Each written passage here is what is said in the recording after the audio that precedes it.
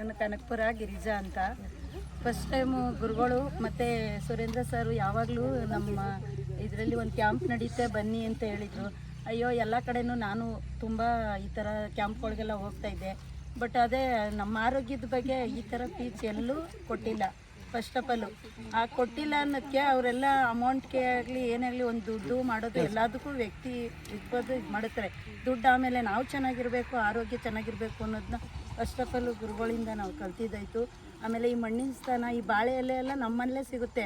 ಅದನ್ನು ಟ್ರೀಟ್ ಮಾಡ್ಕೊಳ್ಳೋದು ಹೆಂಗೆ ಅಂತ ನಮ್ಗೆ ಗೊತ್ತಿರಲಿಲ್ಲ. ಆದರೂ ಇವಾಗೆಲ್ಲ ಅದನ್ನು ನಾವೇ ಓನಾಗೆ ಕಲ್ತ್ಕೊಂಡಂಗಾಯಿತು. ಮತ್ತು ಯಾವುದೇ ಥರದ್ದು ಟ್ರೀಟ್ಮೆಂಟ್ನ ಪಡ್ಕೋಬೇಕು ಮುಂಚೆ ಎಲ್ಲ ದುಡ್ಡು ಅದು ಇದು ಕೇಳ್ತಾ ಇರ್ತಾರೆ. ಅದು ಬದಲು ಇವರೇ ಎಲ್ಲ ಥರದ್ದು ಒಂದು ಮೂಗೊಂದು ನೆಗಡಿ ಆಗಿರ್ಬೋದು, ಪ್ರತಿಯೊಂದು ತಲೆ ಮತ್ತು ಏನಾದರೂ ಹೊಸ ಕ್ರಿಯೆ ಪಂಚದಿಂದ ಹೇಗೆ ಮಾಡ್ಕೋಬೇಕು ಅನ್ನೋದನ್ನ ವಿವರವಾಗಿ ಮತ್ತು ಟ್ರಯಲಾಗಿ ತೋರಿಸ್ಕೊಟ್ಟಿದ್ದಾರೆ.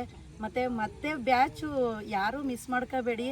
ಇದನ್ನು 10 ಸಾರಿ ಎಲ್ಲ ನಾವು ಇರೋ ತನಕ ಮಾಡಿದ್ರು ಇದಕ್ಕೇನು ಯಾವುದಕ್ಕೂ ಕೊನೆ ಇಲ್ಲ. ಈ ಥರ ಗುರುಗಳು ಸಿಕ್ಕಿರೋದು ನನ್ನ ಪುಣ್ಯ ಅಂತ ಅನ್ಬೇಕು.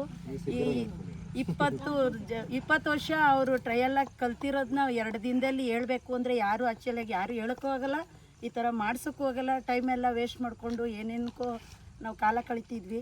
ಬಟ್ ಈ ಥರದ್ದು ಟ್ರೈನಿಂಗು ಇನ್ನೂ ತುಂಬ ಜನಕ್ಕೆ ಸಿಗಬೇಕು ಅಂತ ನಾನು ಕೇಳ್ಕೊತೀನಿ. ಆದರೆ ಅದೃಷ್ಟ ಬೇಕು ಇದಕ್ಕೂ. ನಾನು ಇಲ್ಲಿ ತುಂಬಾ ಎಂಜಾಯ್ ಮಾಡಿದೆ. ಆದರೆ ನನ್ನಂಥ ಅದೃಷ್ಟ ಅಂತ ಯಾರೂ ಇಲ್ಲ ಅಂತಲೇ ಕೇಳ್ಕೊತೀನಿ.